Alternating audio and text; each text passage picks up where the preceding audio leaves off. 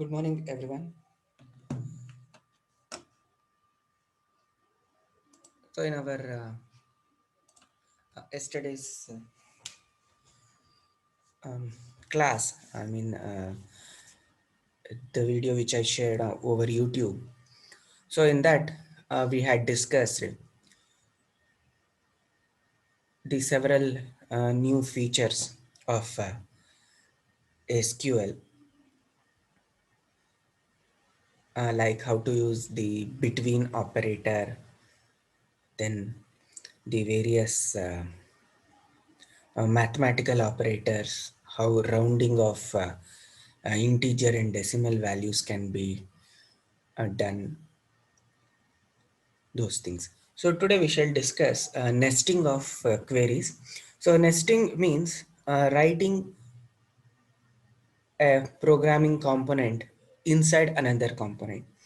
So just like how we nest for loops. So writing one for loop inside another for, or a while inside a while. So similarly, we can write one query inside another query. So in our yesterday's example, we saw how to write a query inside a from clause. So usually what happens, whatever query we write inside a from clause, we will not consider it as a nested query. Okay, for example, so if I write a query over here, so within these braces, and giving a name to this query using as keyword some name. So whatever we write over here query, we normally don't call it as a nested query. It will be treated as a, separate table itself. But whatever we write queries in the while clause, so you should remember this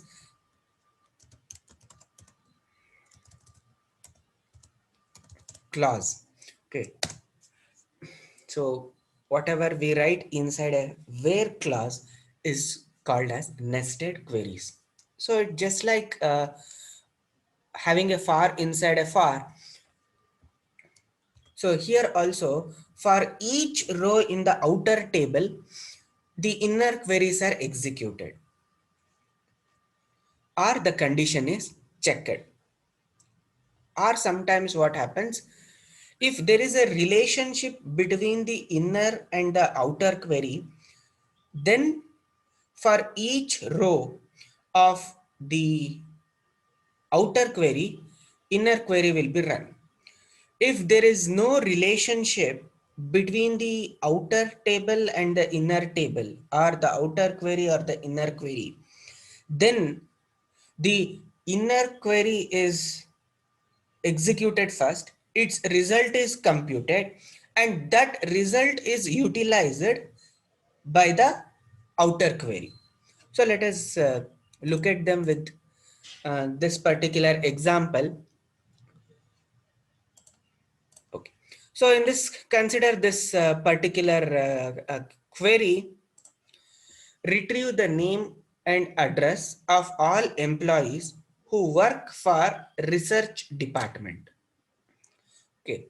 So here what happens, the department which we want is a research department. So the name is given, but in order to link the tables of employee and department, we need the department number.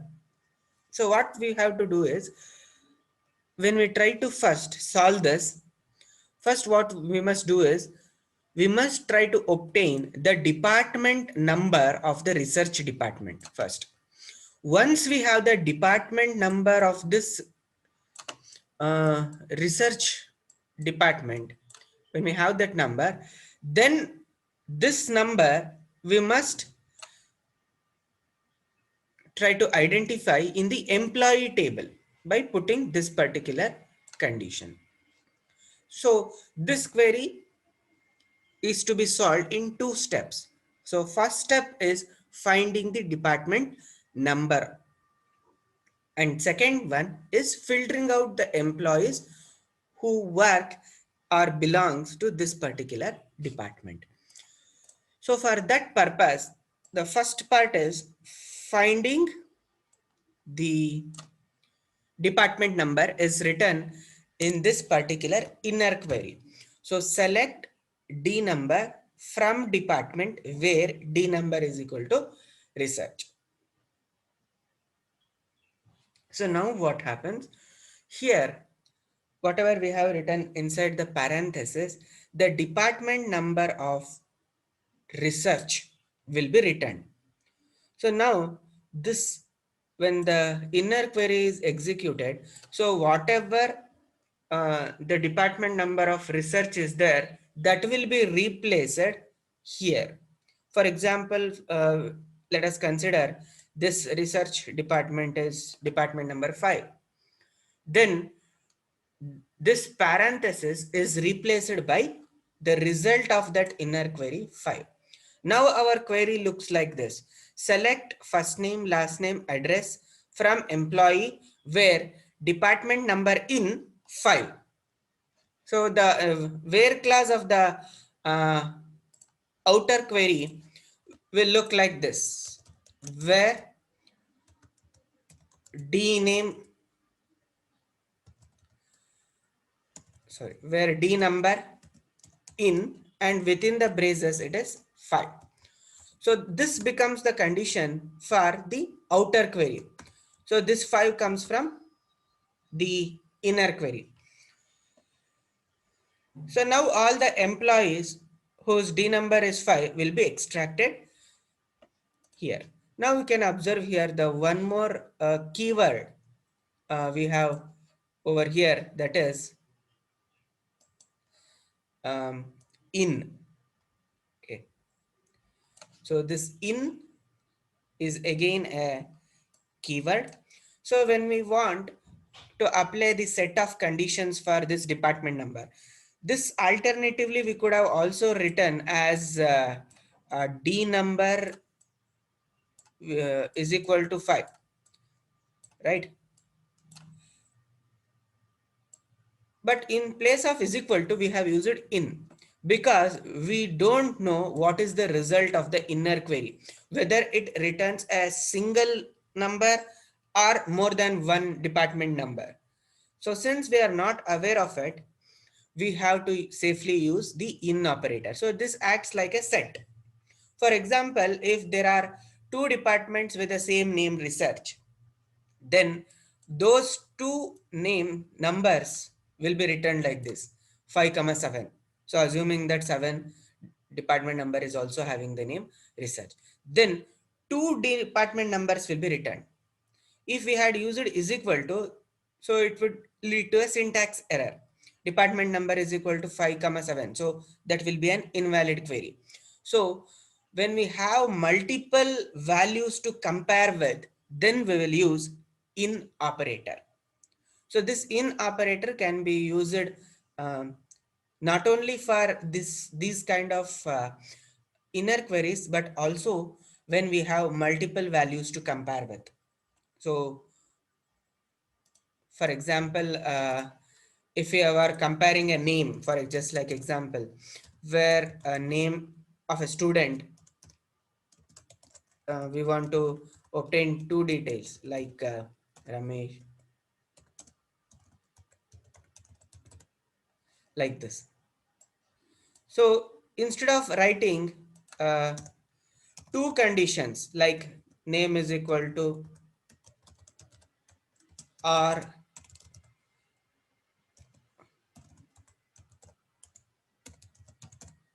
so now both of them will be same. So similarly, we can mention any number of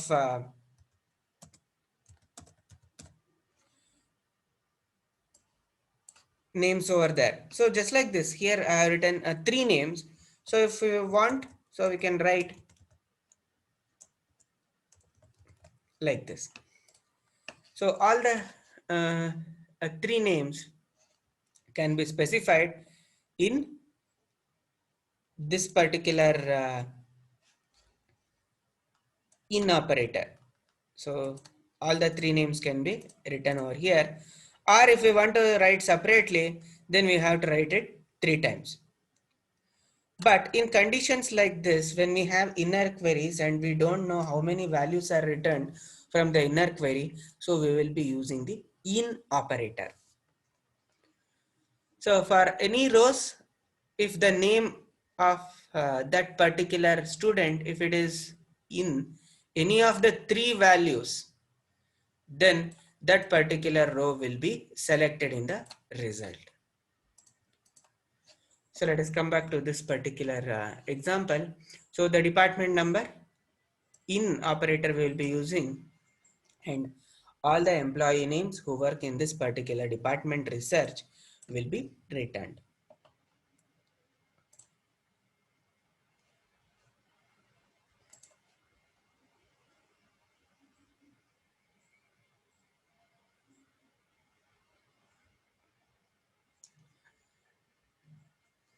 So the nested query selects the department number of the research department. The outer query select an employee tuple whose department number value is the result of the inner query or nested query. So here instead of comparison operator, we will be using in operator, so which compares a particular given value with a set of values. Okay, then it will evaluate to true or false. So here we have only 2 levels of nesting. So, but we can have any levels of nesting of queries. So a reference to an unqualified attribute refers to a relation declared in the innermost nested query. So if we have not qualified the attribute name with that of a table name or its aliases, then it indicates that attribute belongs to the innermost query. So in this particular example, nested query does not depend on any attribute of the outer query. So such queries are non-correlated queries. So the previous example is not correlated or non-correlated query because there was no relationship between the outer query and the inner query. So we'll see the examples where the outer query and inner query will have a relationship.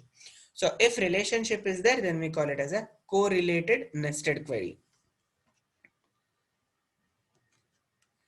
Yes. So this is another example for correlated nested queries. So if a condition in a where clause of a nested query refers to the attribute of a relation declared in an outer query, then the two queries are said to be correlated. So the result of a correlated nested query is different for each tuple or a combination of tuples of the outer query. So let us look at the query statement. So retrieve the names of each employee who has a dependent with first name as the employee. So if you observe over here, we must extract the name of employee who has a dependent with the same first name as the employee, which means here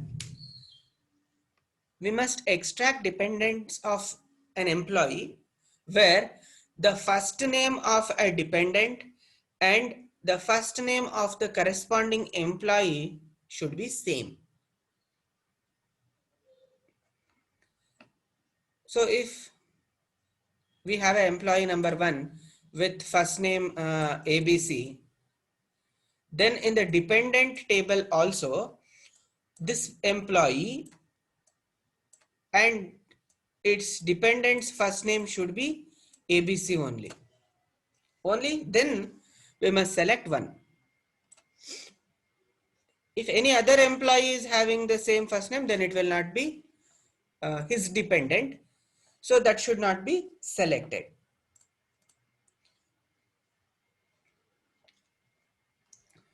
So let us look at the query first. So the first what we must do is we must obtain a list of employee IDs or SSNs where the employee first name and the dependent first name are same.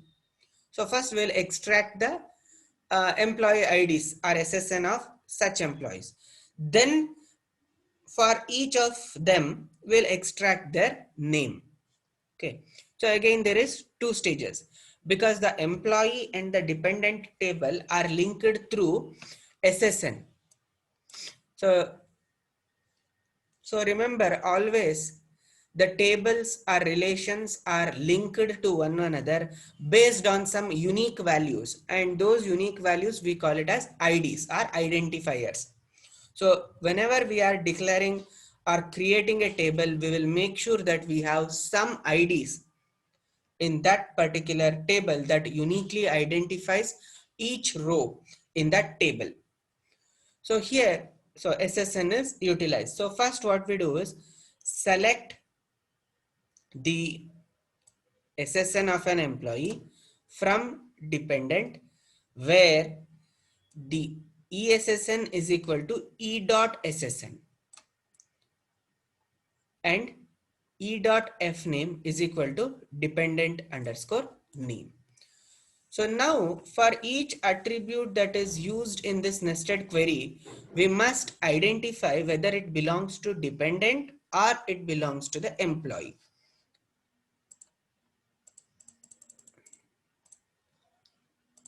Okay. First, let us see in the inside query, in the from class, dependent table is utilized. So here if you observe, it is qualified where ESSN is equal to E dot SSN. Now here we are combining the IDs of the employee and dependent. So this SSN attribute belongs to dependent table, whereas E dot SSN is referring to the outer aliasing of employee table. So if you observe here, select E dot F name, E dot L name from employee as E. So E is the alias for employee and where E dot SSN in this one. So what does this inner query does is for each employee in the employee table, they will try to execute the inner query. So it is not that we will be doing it once and then extract the name. So for each outer employee, this particular query will be executed. So select SSN from dependent table and we need to join these two. The join condition is this where dependent ESSN is equal to E dot SSN and E dot first name is equal to dependent name. So dependent name belongs to dependent table, whereas this first name belongs to this particular employee. So since we have utilized the attributes of the outer query or the tables that are mentioned in the outer query, in the inner query, this becomes a correlated nested queries. So when we have a correlation, then the inner query is executed for each row in the outer query. So if we have 5 employees with the IDs 1, 2, 3, 4, 5, then for each one of them, this will be executed. So for first, it will take employee ID 1, then it will evaluate it, then compares whether this ID SSN of the row which we are computing, whether the same one is written here or not. So if it is same, then that particular employee will appear in the result. Otherwise, it will not appear. So the inner query is executed. So in this example, 5 times. Whereas in our previous case, it was only once. Now it is 5 times because there is a relationship between the inner query and the outer query. So for each problem that is asked for us, we can write the query in any way. which means there will be multiple ways in which we can write the queries. For same example, we can write a query which is not correlated also.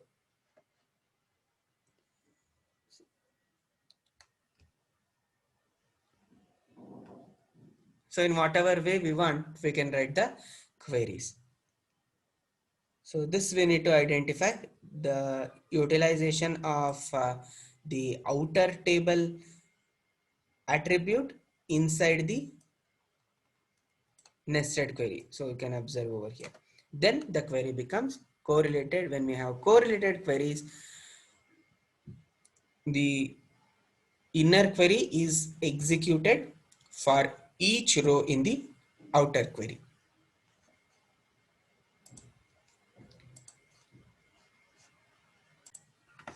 So next we shall see.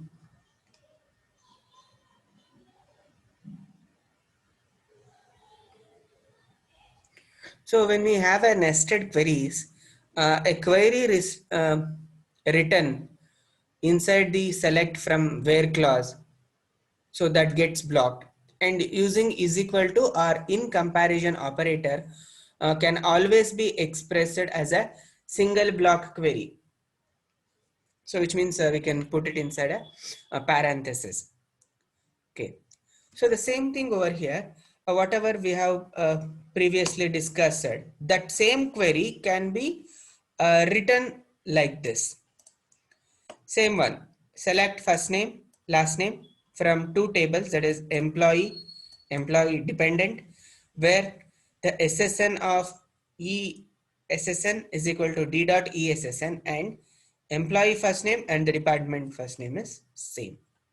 So this is the query without correlation.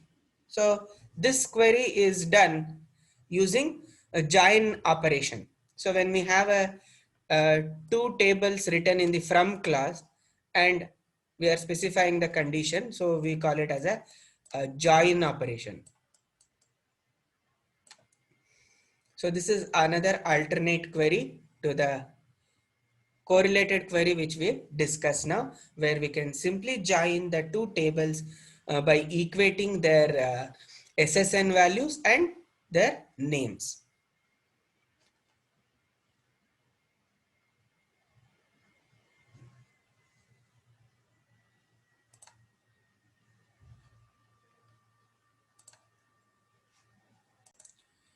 So next we shall see another query.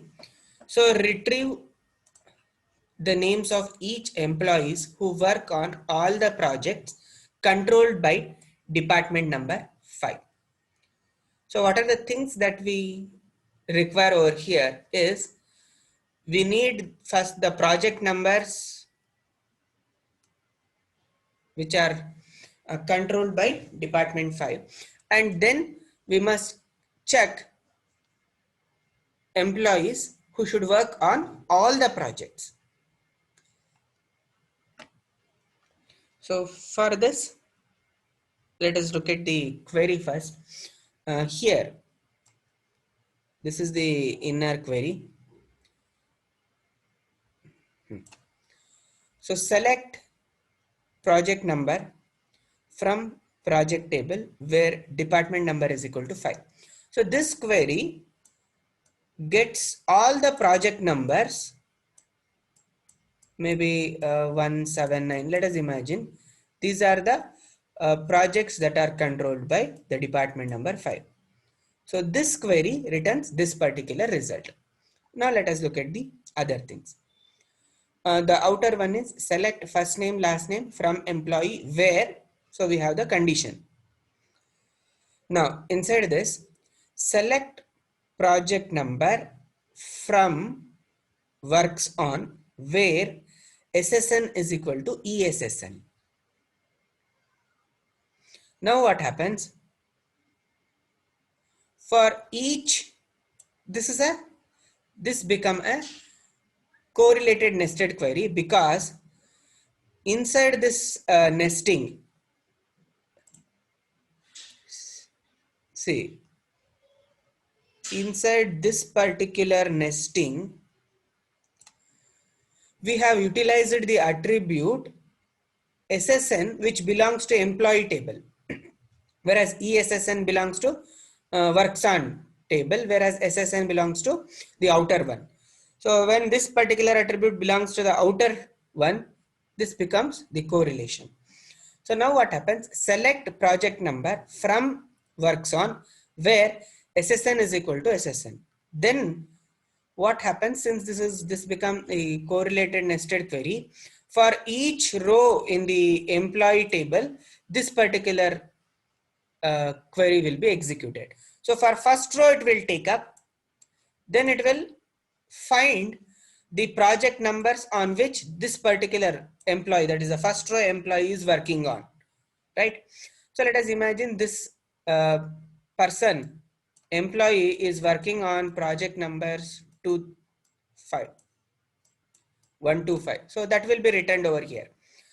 Now see, on the one end we have 125, on the other end we have 179. So that is the project numbers controlled by department number 5. Now what happens? We can check whether all the project numbers of this department 5 is present inside this or not. So for that we have a keyword that is contains. So now this is just like a set operation. Now what happens? It will compare whether this particular result, whatever we have obtained, this contains the entire list written over by here. If it contains, then it will return true. Otherwise, it will return false. When false is written, that employee indicates that employee is not working on all the projects. So this is a set operation. So consider this. Suppose if an employee is working on several projects like this 1, 4, 7, 8 and 9. Now let us assume some employee is working on 5 projects and these 5 values are returned. So now what happens? Now this contains operation will check whether this set contains all the values that are present in this particular set, whether 179 is present or not.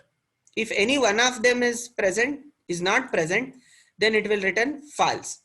But if you observe here, 1 is present, 7 is present, 9 is present. So any additional is okay, but these 3 should compulsorily be present. So that is what we are looking for, right? The employee should work on all the projects controlled by department. So when we have such situations, we will be using the contains operation. So this contains will compare the two sets, that is the set 1 with set 2. Set 1 must contain all the values that are present in the set 2.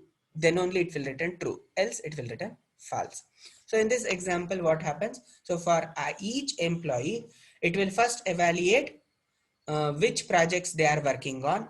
At the same time, it will also evaluate and extract the project numbers that are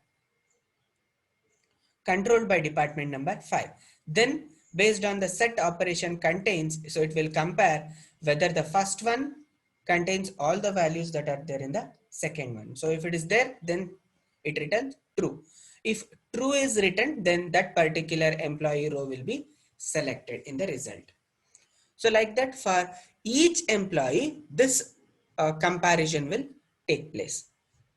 So when we have the queries like this, which means where all the values should be satisfied, then we have no other option but to go for correlated nested queries.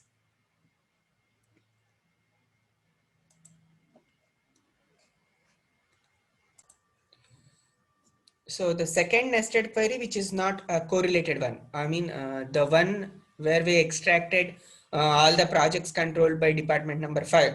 So that is not a correlated query, but the other one was a correlated one.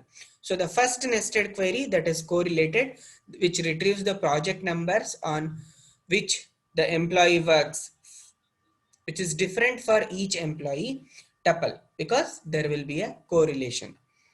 So again, here we will have two levels of nesting. So this is the first nested query. This is the second nested query. This one is not correlated, whereas this is correlated.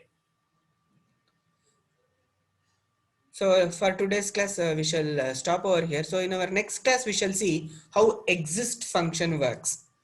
So just like contains, so we have one more, that is exists. So we shall study that in our next class. So whatever concepts we have studied till now. So in the last 2-3 classes. So using alter table, then aggregate functions, and the one which I shared yesterday. So all those things you practice as part of the laboratory also. So you can enter your names in the chat window and exit.